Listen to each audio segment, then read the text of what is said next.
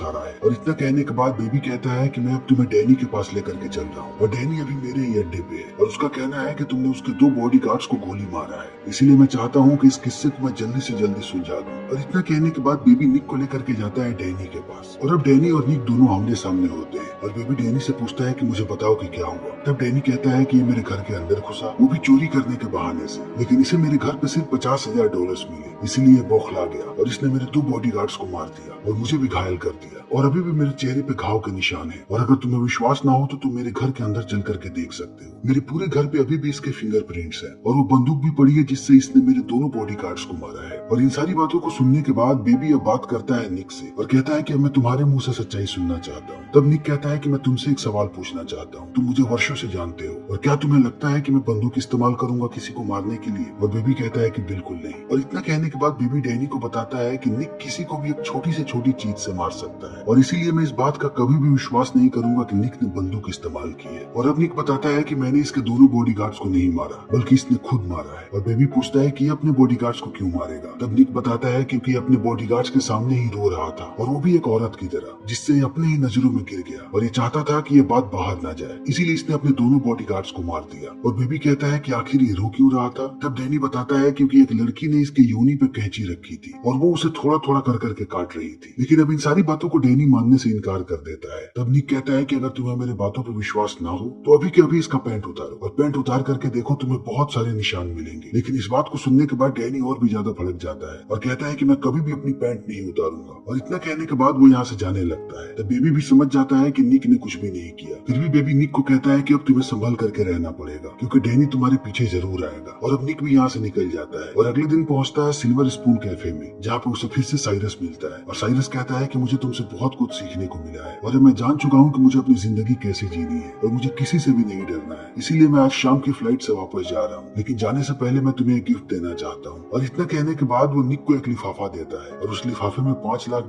का चेक होता है और उसके साथ साथ एक नए देश की टिकट होती है। लेकिन निक इन सारी चीजों को देखने के बाद इस उपहार को लेने से इनकार कर देता है। तभी यहाँ पे डैनी आ जाता है बहुत सारे लोगों के साथ और वो निक को मारने ही वाला होता है। तभी साइरस गाना गाने लगता है जिससे सारे लोग डिस्ट्रैक्ट हो जाते हैं और निक यहाँ से बाहर भाग जाता है। इसीलिए अब डैनी भी अपने सारे लोगों के साथ बाहर जाता है। तभी हम निक को देखते हैं जो छत पे छुपा हुआ है। लेकिन अब निक को फिर से एक बार वही झलकियां आती है और फिर से एक बार अटैक आता है और निक समझ जाता है कि अगर उसने अभी डैनी को नहीं मारा तब डैनी उसे जिंदगी भर परेशान करेगा। इसीलिए निक अब नीचे उतरता है और वो एक एक करके डैनी के सारे लोगों को मारने लगता है और वो अंत में डैनी को भी मार देता है। और डैनी को मारने के बाद एक गाड़ी से यहाँ से भागने लगता है। तभी उसके पास साइरस आता है और एक बार फिर से वो उसे वही लिफाफा देता है और कहता है कि इसमें $5 लाख है और एक नए देश की टिकट और तुम मेरे बेस्ट फ्रेंड हो, इसीलिए मैं तुम्हें ये दे रहा हूँ क्योंकि तुमने मुझे बहुत कुछ सिखाया है, इसीलिए तुम्हें ये लेना पड़ेगा। और अब निक भी इस उपहार को लेने के लिए मान जाता है और वो इन चीजों को लेकर के यहाँ से निकल जाता है। और अब निक एक नए सफर पे निकल चुका है और इसी के साथ ये फिल्म यहीं पे खत्म हो जाती है। तो दोस्तों हमारी आज की ये वीडियो यहीं पे खत्म होती है। उम्मीद है कि आपको हमारी ये वीडियो पसंद आई होगी। अगर आपको हमारी ये वीडियो पसंद आई हो तो इसे लाइक करें, शेयर करें और चैनल को सब्सक्राइब करें। Thank you.